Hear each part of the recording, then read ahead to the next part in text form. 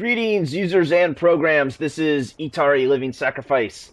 And what we're going to do right now is we're going to go look into our progression log and read all the stories and all that kind of stuff for this episode. So if this stuff does not interest you, just go ahead and skip to the next episode. But I do enjoy this kind of thing.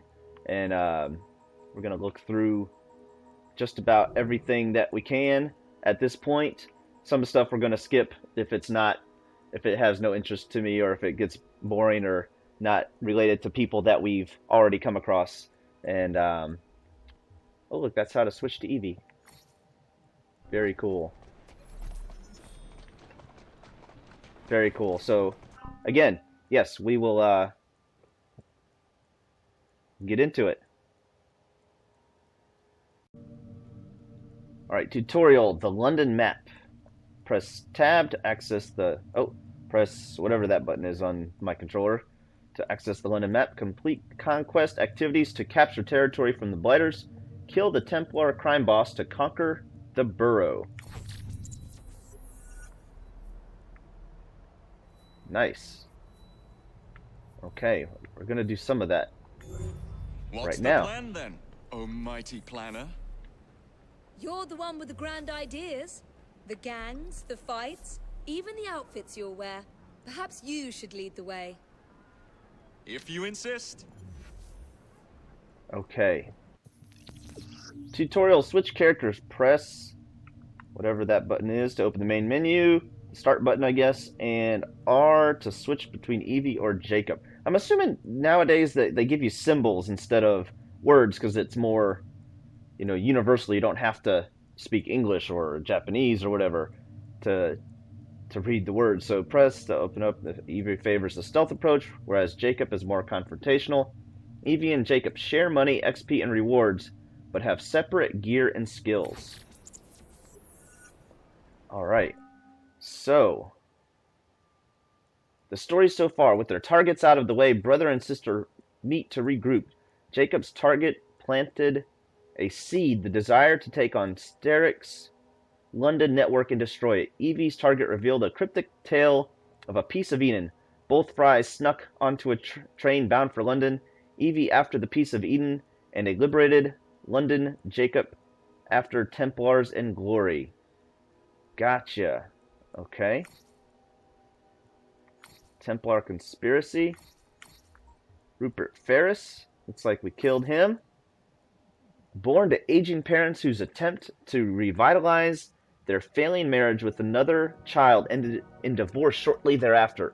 Rupert Ferris made no significant impact on the history books in any way for nearly half a century.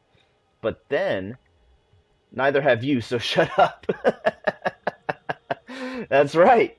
That's right. Ferris only surfaces as the newly minted owner of a middling iron factory called the Bow Rail Works, which he promptly redubbed Ferris Iron Works. Police records indicate that several employees of said factory died of exhaustion. Although it may have been consumption, both because the handwriting is tough to make out and because mostly everyone died of consumption or dysentery, consumption was more fashionable. Regardless, employees died due to maltreatment. And as the decade continued, the average age of Ferris employees got younger, a reliable remedy for both exhaustion and consumption. Starrick purchased the ironworks in 1862, enfolding it into his vast empire, and Ferris became a wealthy man. And what did he do with this tuppence, you might ask? Ferris is on the books both of a wealthy charitable society in nearby Croydon and the local brothel, apparently his other favorite cause. Which one he merely paid lip service to, we can guess, but we may never know for certain. By the way, lip service was actually available. That's hilarious. That's awesome. Born the third of 6 children, the tastiest bit of a large family sandwich to God-fearing Scottish Presbyterians. What? Who make really bland sandwiches. I don't get it. David Brewster was destined to orbit greatness like the space station orbits the Earth or Europe orbits Britain. At the age of 12, he was sent to the University of Edinburgh to join the clergy, which is exactly what we do with 12-year-olds today. Post them to Scotland so they'll stop annoying us. But his congregation would have to wait. Brewster became fascinated by optics and was persuaded to continue studying the diffraction of light, touching on such exciting topics as reflection and refraction. And are you still awake? Brewster quickly moved on to the laws of metallic absorption. Oh, you're nodding off. Well, long story short, he invented the kaleidoscope. That's fun, isn't it? Unfortunately, he didn't patent it quickly enough, and although it sold like gangbusters, he made very little money. After he partnered with like-minded clergymen to start a scientific magazine, the Edinburgh Journal of Science, and was knighted by the Queen, he came out as a very vocal opponent of evolutionary theory, which just goes to show you that the clergymen who invented the kaleidoscope can't always get it right. Okay. Like an old man still paying for dial-up internet access even though he's connected to a cable modem, Sir David seems to have been built for a different era, that of Galileo. Although maybe not even. After all, he did invent a telescope that looks precisely nowhere. Lucy Thorne. Lucy Thorne was born middle class in London. Her father was a successful but stuffy tea merchant. Her mother was well educated and the daughter of a minor noble house. She liked the good things in life and grew up among relative luxury. However, increasing family debt would become a problem in her adulthood. Lucy was clever and quick as a child. Her mother educated her in all of the qualities that should have ensured her a successful marriage, but Lucy decided to instead to immerse herself in books. She branched out into the study of obscure religious knowledge, into magic and occult philosophy, all really useful stuff in a marriage. In Lucy's teens, her father struggled to run his business and pay for his family's needs. Lucy's home life went downhill quickly as less money came in and more went to pay debts. She was encouraged to find a husband who could provide for her. Instead, she took on work as a shop girl in her father's business, gradually taking on more of the management. In her spare time, she grew more and more taken with occult philosophy and supposed magical objects such as the Shroud of Turin. She collected rare manuscripts, overspending on auctions of rare papers. When she outbid Crawford Starrick in an auction, he tracked her down and attempted to buy the papers. Lucy wouldn't sell, but her enthusiasm for the topic appealed to Starrick, and he quickly introduced her to the Templar Order, where she became his second-in-command. So her parents needn't have worried. It all worked out wonderfully. Okay.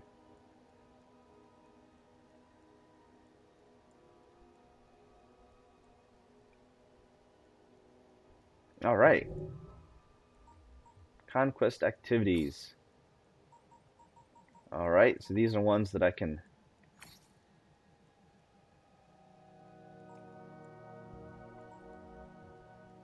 I'm not going to read all these. Although this is the history of the city, isn't it?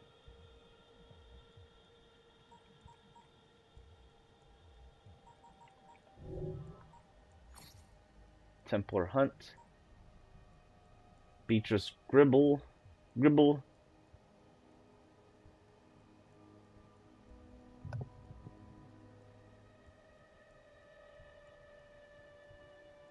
Despite her best efforts, Beatrice Gribble was never welcomed into high society.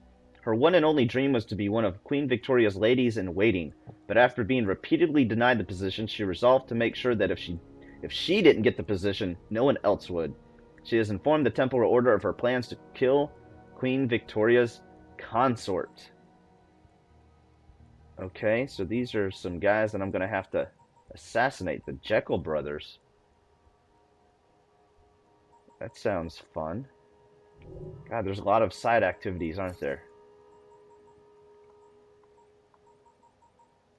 Evie's notebook is still locked. Perks. Double kill. This perk increases perform a multi-finisher on 2 enemies out of 40. Triple kill. Quadra kill, combat mastery, slightly. Kill 4 enemies in less than 12 seconds. 25 times. Absolutely stunning. Increases stun duration by 25%. Okay, so these are things that I should be doing to increase my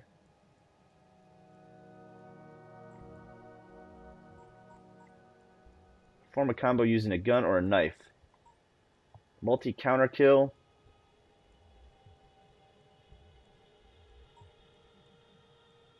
Survive a fight after entering a critical state. 50 times. Well, some of these, I guess these things are really just going to happen as we play the game.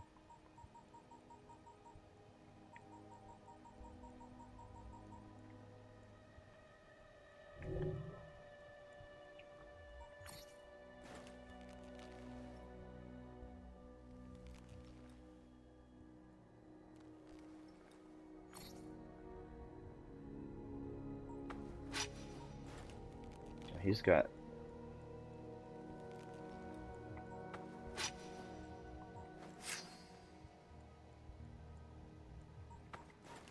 these are awesome. Okay. I need to gain more levels to use these, but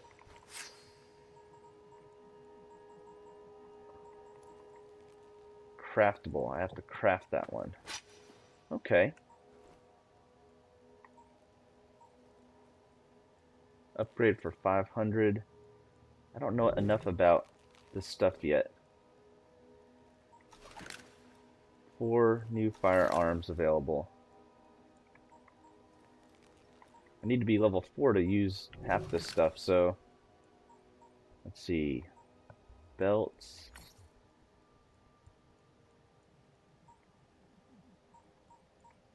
Why does it tell me it's available if it's not? Beer bottle collection complete. Okay. Can I change outfits yet? I like this outfit though. Must be crafted.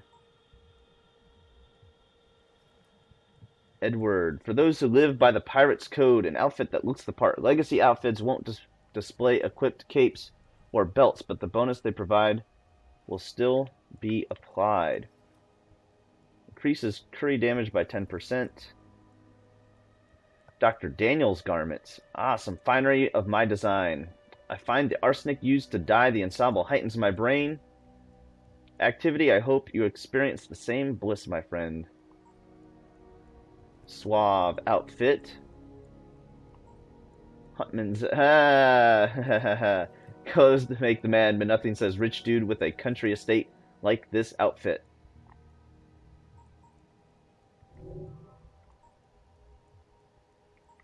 Colors.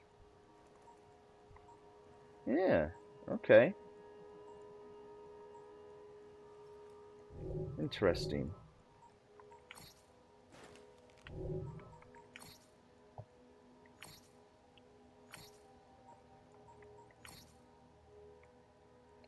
A celebrity during his lifetime, Charles John Huffman Dickens remains one of the largest sources of information regarding 19th century London. Known for being both a literary titan and activist, Dickens' work showcased the life and personalities of London's working class people. If you ask around in London, pubs that still exist today, most report that he was a regular. Imagine being a regular at every single pub that takes dedication. My favorite contemporary criticism of Dickens would have to be Master Dickens, as in revenge for his own queer name, does bestow still queerer ones upon his fictitious creations. Dickens was born in Portsmouth, the second of 8 children. He was said to have had an idyllic childhood up until the summer of 1824, when his father, John Dickens, was arrested for debt and thrown into Marshalsea debtor's prison with his family in town. To help pay off his father's debt, Charles was forced to leave school and begin work at Warren's Blacking Warehouse, a place that was notorious for its poor treatment of children. Not a crochet to be seen. Yet even after his father's debt was cleared, young Charles' mother suggested he continue to work. I never afterwards forgot. I never shall forget. I never can forget, he said, that my mother was warm for my being sent back. Once free of the warehouse and after attending school, Dickens got a job at the law office of Ellis and Blackmore. Living in the city, he had attended the theater religiously and, inspired by the story spun on the stage, began his writing career. Dickens, of course, went on to be world-renowned for his works, including Oliver Twist, A Christmas Carol, and Great Expectations. And his success as a writer continued throughout his life, with even Queen Victoria calling herself a fan. Perhaps less well known, however, is Dickens' powerful interest in the supernatural, which eventually saw him become part of Cambridge's Ghost Club, an organization of paranormal investigation and research. One of the biggest controversies surrounding his life was his extramarital relationship with Ellen Ternan, a young theatre actress with whom he remained until his death. Ternan and Dickens kept their affair a secret, destroying their entire history of correspondence in a bonfire 9 years into their relationship. In June 1865, Dickens was involved in the Staplehurst rail crash, but despite quite historically helping to rescue other victims, he refused to speak at the accident's inquest to avoid having to disclose that he had been traveling with Ternan and her mother. So was he married, or was she married, or were they both married? Between 1868 and 1869, Dickens gave a series of farewell readings in England, Scotland, and Ireland. During this time, he also began to work on what would be his final and only unfinished novel, The Mystery of Edwin Drood. In June 1870, after a full day's writing, Dickens suffered a stroke, died the next day, coincidentally the 5th anniversary of the Staplehurst crash. He was buried in the Poets' Corner of Westminster Abbey. So I like reading these things. I love, one of my favorite things of Assassin's Creed is I learn while I play. And I tell you what, I travel a lot. I own a sales organization. We take the salespeople on incentive trips, and we go on all these places around the world on these nice incentive trips. And a lot of my knowledge over the years of when I've learned things in the Assassin's Creed games and I go see it in real life, it's really cool. It is bad to the bone, to see Rome. I went to Rome, and I had played Rome in Assassin's Creed. I forget which Assassin's Creed it was, but there was so much stuff that I knew because of the game. And a lot of the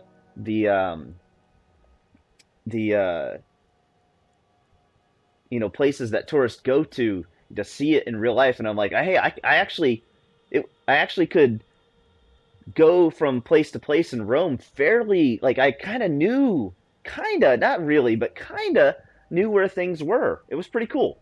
But anyway, date of birth, 24th November 1856. Born 1856, Clara was the only child of the less fortunate O'Day family. Like many Irish women, Clara's mother was an indentured servant to an upper-class household in the Strand. I don't know this girl. Why are we learning about her? When did we meet her? Sneaking into the family's private lessons, Clara picked up as much as she could. Oh, very cool. Devouring the education her parents could never afford to give her.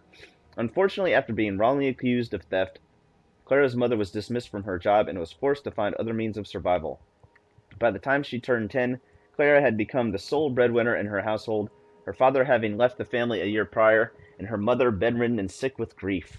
Clara took to the streets to support what little family she had left. The orphan children with whom she found kinship gave her a sense of belonging that she had never experienced before.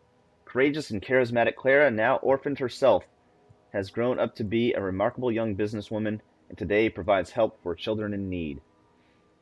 We haven't met her yet, I don't think. Where did we see her? Evie was born 4 minutes before her brother Jacob, and she never let him forget it. She was fierce from the moment she grasped She gasped and kicked her way into life, shattering the peaceful silence of a gracious country home. Jacob and Evie's mother, Cicely, died in childbirth. Really? Aw. She was the only daughter of an English steelworks manager based in the Rhondda Valley in South Wales. Her mother was of Welsh stock. Their father, Ethan, accepted his mother-in-law's offer to raise the children until the age of 6. He then took charge of their upbringing at his home in Crawley. Her father raised Evie and her brother to join the Assassin Order. It was a dangerous time for the Assassins in England as the Templars tried to extend their stranglehold on London to the surrounding countryside. Evie was studious and technical. She gravitated toward the more theoretical and organizational parts of the organization. She specialized in research with a side interest in pieces of Eden. Ethan instilled in his children a strong sense of social duty. The idea that the assassins could help the people be free rather than solely act as agents to take down oppressive forces. While Jacob rebelled against his father's schooling, Evie relished his lessons. His teachings became a cornerstone of Evie's personal creed. Her first assassination was a mill owner who was abusing and refusing to pay his staff. The incoming owner, a member of the Brotherhood, improved conditions greatly. Evie is valued among the assassins for her thoughtful planning, her ability to solve problems, and her ability to see the human side of any equation.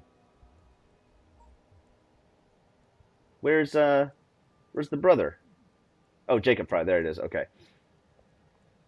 Frederick Aberline.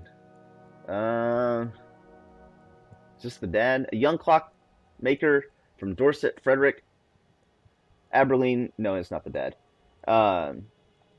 Knew he was destined for bigger and more puzzling things. Joining the Metropolitan Police in 1863, it took him only 2 years to make a good impression to be promoted to sergeant. He always strove to be fair and just in his line of work, but found that the law was often anything but. In 1868, albeit some hesitation, he joined forces with Jacob and Evie Frye, two justice-seeking rogues, to help rid the streets of notorious blighter gang that dominated the city's underworld. I guess this is the guy we're about to meet. Although reluctant to look back on this unusual time in his life, his actions during this year were crucial to his career. In 1873, he became an inspector and was transferred to Whitechapel, where he eventually led the investigation into the infamous Jack the Ripper murders. Although certainly beneficial at the time, Aberline spent the rest of his life questioning whether or not his early alliance with the Fryes was ultimately just another corruption of the justice system. Henry is good at keeping secrets as he is at meeting people. Many people do not, and most people will never, know that Henry was not always called Henry. Jayadip Mir was born the son of a princess and an assassin. Arbaz Mir, a member of the Indian Brotherhood, fell in love with, I don't know how to pronounce these names, Pyra Kaur, the daughter of the Maharaj Karak Singh, while racing against the Templars to find the whereabouts of the mysterious Koh-i-Noor diamond. Jaydeep was raised and trained to be a member of the Brotherhood, but to the frustration of many, found he was more inclined towards books than he was to violence.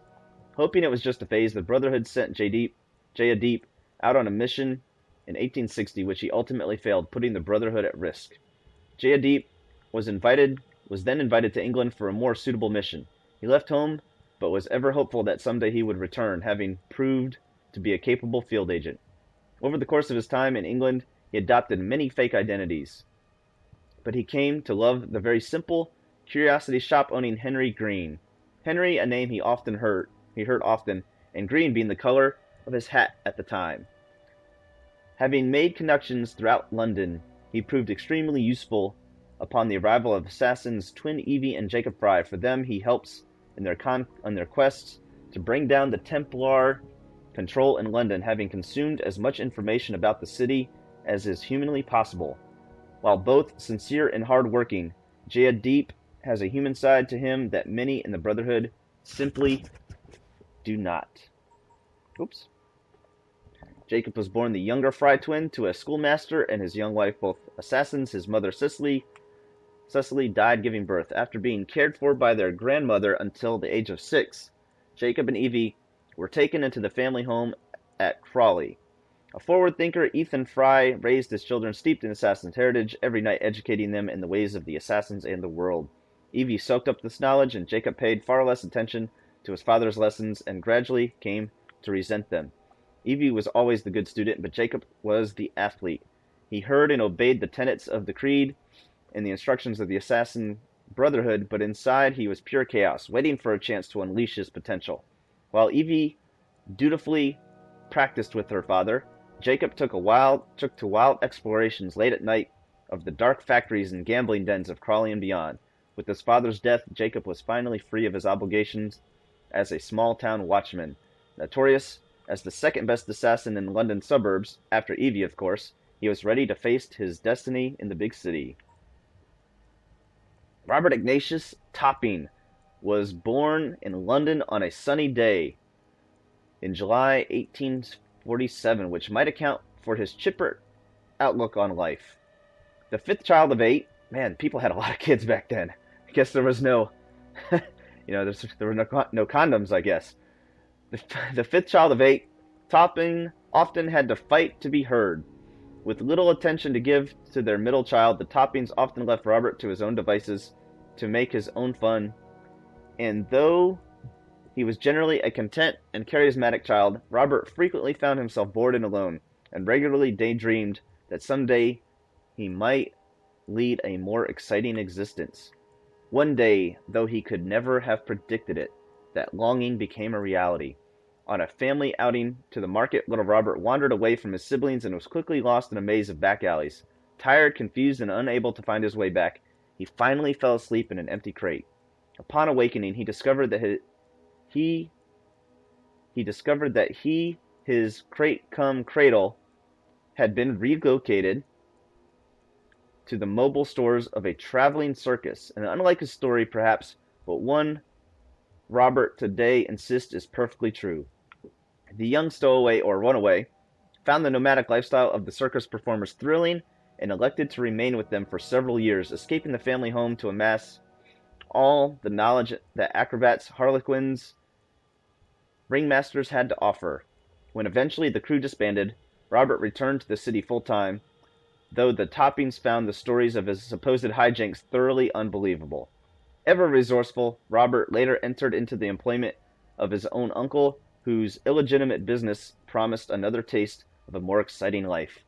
Today, the ambitious young Topping acts as a bookie for underground prize fighting and street racing rings, but has greater hopes for the future.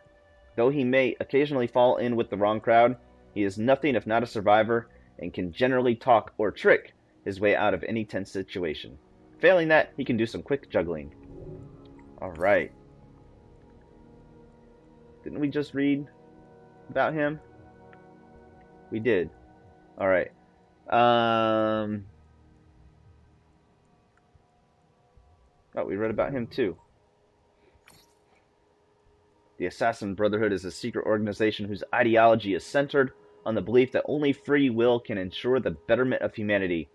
We have existed throughout recorded human history, locked into a battle with the Templar Order, who believe, well, pretty much the opposite of what we do. It's why we fight.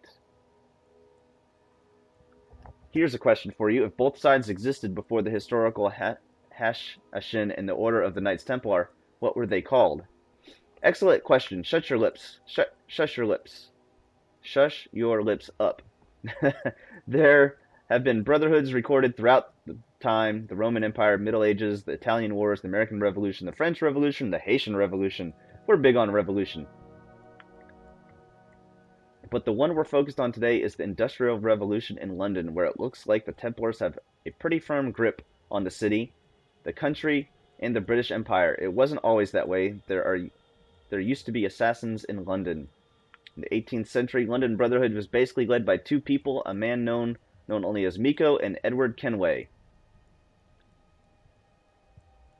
I remember both of them. They met shortly after the latter returned to London from the West Indies, and for a time it seemed like the English assassins would be stronger than ever. Miko was a bit of a free spirit. He roamed all over Europe searching for pieces of Eden, making connections and lending aid to various regional brotherhoods. I'm not sure if he was ever officially designated as a mentor, and in any case, he and Edward weren't much for that type of ceremony. What Edward brought to the table was stability. He used his charm to make connections in the city, in both high society and the criminal underworld. Sounds familiar, RC. Edward was murdered in his own home, betrayed by one of his business associates who was actually a Templar. Miko kept about his business as best he could, but was also killed by a Templar. Edward's son, Haytham. With those two out of the picture, the Templars had a clear path to control London. In the here and now, the Brotherhood seen better days. The Templars won a major victory in 2000 and nearly wiped all of us out. But we've been rebuilding, slowly but surely. We are establishing new brotherhoods in cities all over the world. We have a new network to stay in touch with each other, and we have people like you, our digital data miners. You may not have knives strapped all over you, but you're making a difference, and I'm grateful. I'd be grateful if we could come up with a new term for us that isn't brotherhood. Tens of thousands of years fighting for progressive and free thought, and we're still stuck with that. Alright, the Rooks. I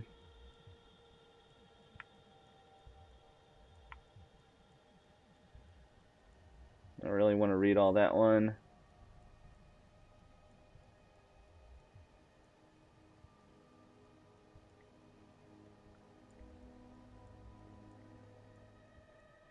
Oh, we probably should read this one. Alright, history tells us that the Templars were a medieval military order first known as the Poor Fellow Soldiers of Christ and of the Temple of Solomon. History goes on to say that it existed for roughly 2 centuries in the Middle Ages and were closely tied to the Crusades in the Holy Land before being disbanded after their leaders were burned at the stake in France. That history is a lie, written by the Templars. Like the Assassins, the Templars have existed in some form or another since the dawn of recorded history. Their ideology is centered around a perfect world, and their interpretation of that perfection often, if not always, involves absolute control over the freedom of individuals. The Assassins respectfully disagree. The Templar Order's control over the city of London, and by extension much of the British Empire, was like a sneak preview of the control that they exert over the world today. In the 18th century, a Grand Master named Reginald Birch managed to sneak into the life of one of the most influential assassins of the day, Edward Kenway. Birch was appointed as one of Kenway's property managers, but soon became a friend of the family, even going so far as to court Edward's daughter, Jenny. Court is a polite word, I'm sorry we don't use as much today. In reality, all Birch wanted to acquire was Kenway's research into the first civilization. However, Jennifer discovered the truth and informed her father, which forced Birch to send mercenaries to Kenway's mansion. Edward was killed and Jennifer was sold to Turkish slavers. Obviously. Ouch! Damn! To add insult to injury, Birch became the legal guardian to Edward's son, Haytham Kenway, and raised him as a Templar. With Edward out of the way, London was left without a significant assassin presence, and Birch wasted no time solidifying his order's grip on the city. But that wasn't enough. He wanted access to precursor sites and set Haytham to the colonies in order to try and secure one. Birch's treasury was eventually discovered by Haytham and his sister, who murdered him. But by then, the Templars' control over London was absolute. Industry, politics, they had their claws in every layer of society. The Templars in London were virtually unchallenged for over a century. These days, the Templars are still pulling the strings. In the past, they were popes or royalty or politicians. Today, they operate behind the most insidious force of all, a corporation. The public face of the Templar Order is multinational conglomerate known as Abstergo.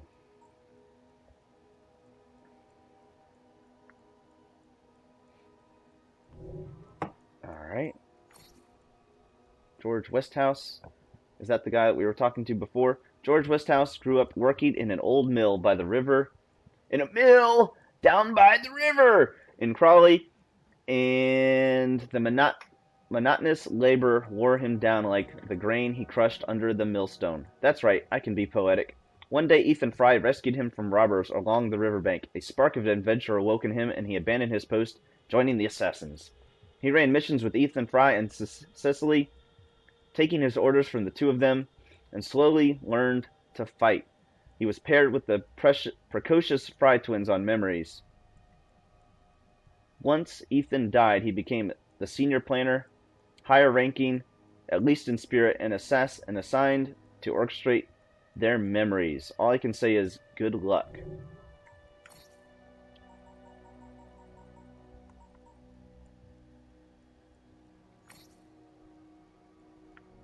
The original white chapel that gave the borough its name was built on this site in 1286. It would be rebuilt 3 times over the course of its history. The first was 1329. Alright. The man who executed King Charles is at the end. Oh, okay. Nothing really. Illustrations. Ark's Cottage, Barford. Okay, so these are some things that we'll grab. Bishop. All right. So we're gonna. Oh, I definitely got to read these. All right. Date of birth unknown. Here's the thing, and it's a thing that quite annoys me. I don't know anything about Bishop. A few years back, Rebecca and I stumbled upon a hacker collective calling themselves the Initiates. They built an impressive little network and had been spying on assassins and Templars alike for years. A few of them even managed to infiltrate an assassin cell. I gave them a rousing speech, as I often like to do, and managed to convince them to join our side. Just like that, a new assassin network was born. I was kind of under the impression that Rebecca and I would be responsible for them. Is Finders Keepers one of the tenets of the Creed? Maybe it should be. I'm assuming that's Rebecca Crane, RC.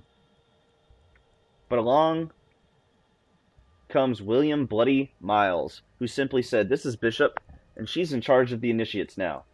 And that's what it's like with grumpy old Bill, you know. He just kind of tells you how it's gonna be. So grumpy. Oh, shoot. So, that's how I met Bishop. I know what she does. She is kind of a central controller and dispatcher for assassins around the world. She makes sure that when a Templar pops their head up, an assassin is waiting to cut it off. Or if there's a new set of genetic memories to synchronize, she finds us a helpful soul like you to help synchronize them. Which is all good and well, but I still don't know who she is, and quite frankly, I'm loath to admit it drives me batshit crazy. I joined the Assassins by uncovering the greatest conspiracy theory known to man, and yet I can't find anything on this woman. Everyone's got a theory. Gavin thinks she's former CIA. My friend Harlan thinks she's a defector from Erudido, another hacker collective that no one's heard from in a while. Rebecca tells me that she actually knows the truth, but promised not to tell me. I pinky swore. Sorry, not sorry, RC. Okay. This is the bad girl, the bad guy. Isabel Ardent, maiden name Chu, was born in Hong Kong and moved to the United Kingdom to attend the University of Cambridge, where she studied computer science. Isabel was the first woman to be recruited into Abstergo Industries by its Young Innovators program. She started as a digital archivist and worked her way up through the ranks, eventually securing her position as the operations executive for the Historical Research Division. Broadly speaking, her team manages and archives Abstergo's primary resources, genetic memories. She collects them from all the branches of the company and makes them available to one another. For example, when Lineage Research and Acquisition obtained Subject 17's genetic memories, it was Isabel who made sure that Entertainment had access to them to create virtual entertainment features. Getting her hands on all of Abstergo's research meant that it didn't take long for the Templar Order to notice her. They appreciated her meticulous nature and brought her into their inner sanctum so that she could guard their most valuable secrets. Which, let's be real, hasn't really worked out that great for them. Feels like they can't go 6 months without getting hacked. This is one of the bad guys. Too long didn't read. Otzoberg is a scary motherfucker, and someone actually made a baby with him. Gross.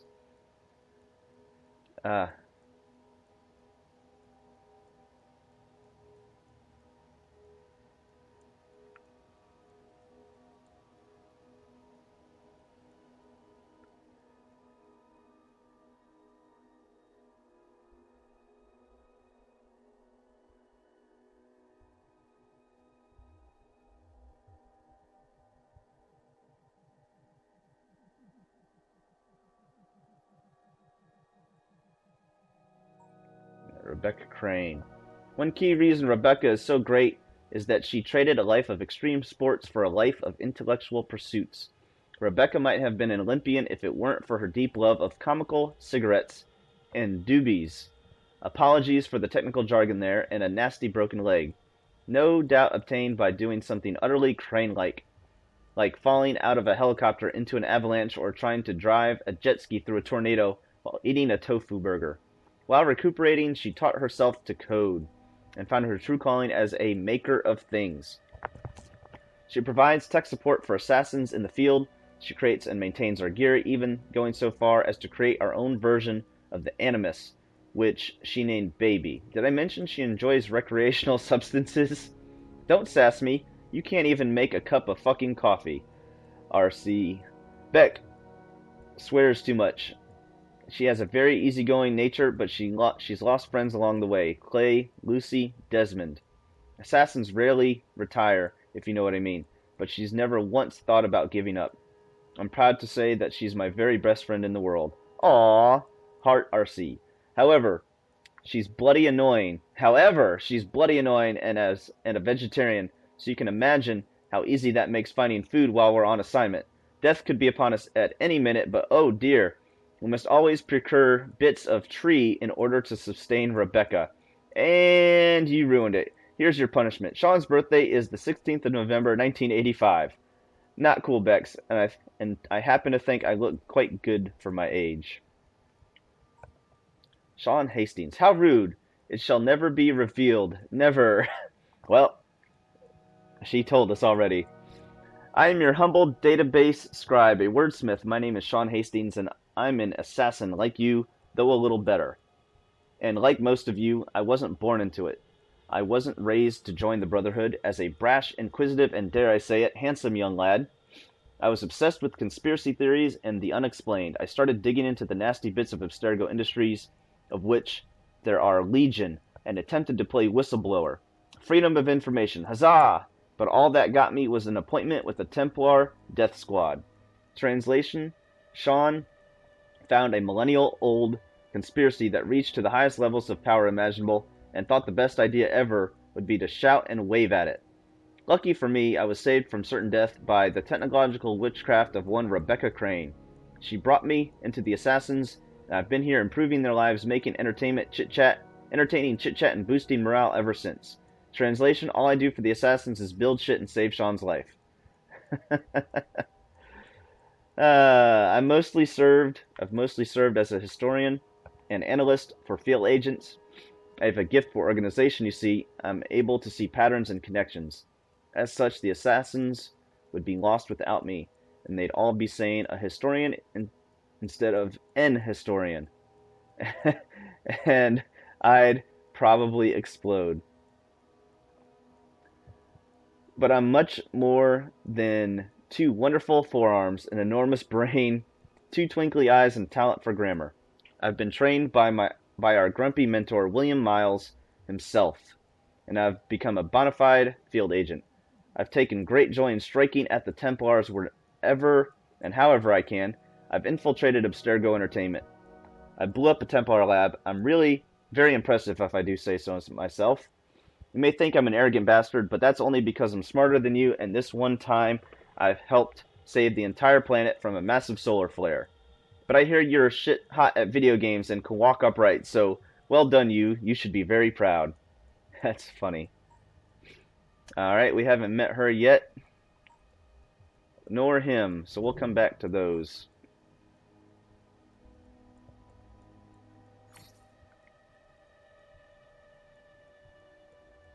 Let's see here. Abstergo. 1910, a group of Templar leaders assembled with a bold plan for the Order's future to capitalize on unprecedented progress of science and technology brought about by the Industrial Revolution in order to expand their already considerable influence on the world.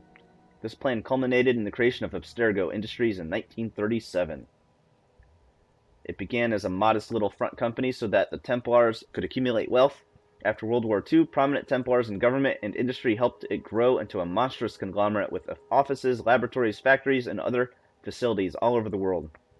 In addition to their holdings in other major companies, Abstergo has a presence across all corners of industry, including pharmaceuticals, information technology, agriculture, energy, manufacturing, and even entertainment production. To secure the Templars' control over the world, a great majority of Abstergo resources are devoted to locating and acquiring pieces of Eden. Most of you know the company from its painkillers or fitness trackers, or more recently its virtual entertainment features. Perhaps a handsome man served you a tasty coffee there sometime, but what you may not realize is that they also like to build things like satellite arrays and designed to control your mind. The vast majority of Abstergo employees are not, in fact, Templars, but rather honest folk just trying to make a living. Individually, any one facet of Abstergo's business looks rather harmless, but taken together, Abstergo is the noose around the neck of the free world. In fact, that'd make a pretty good slogan for them, if they're thinking of printing any t-shirts or anything. Alright.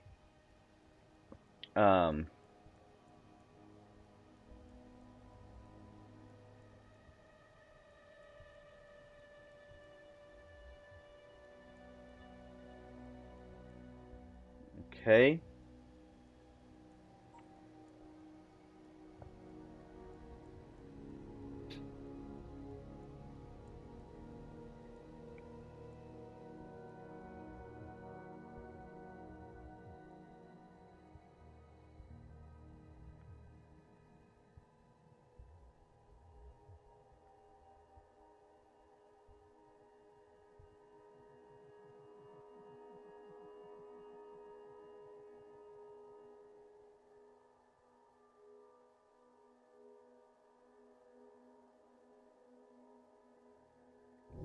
Okay, don't need to read all of it, just skim through it.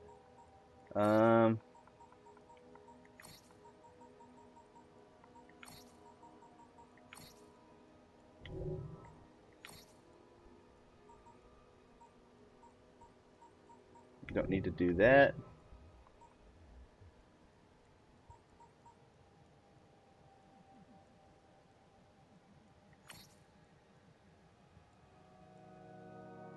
I'll do that on my own later. So, I just basically spent 45 minutes reading things. If you want, I think what I'm going to do is I'm just going to go ahead and pause it again here. And then we'll start some more action on the next episode. So give it a big thumbs up, subscribe if you like that kind of thing. If you don't like this kind of thing, obviously you probably didn't even, the historical part of all this, you probably just skipped this episode anyway. So give it a big thumbs up, subscribe, and we'll see y'all in the next one. Remember to keep moving forward!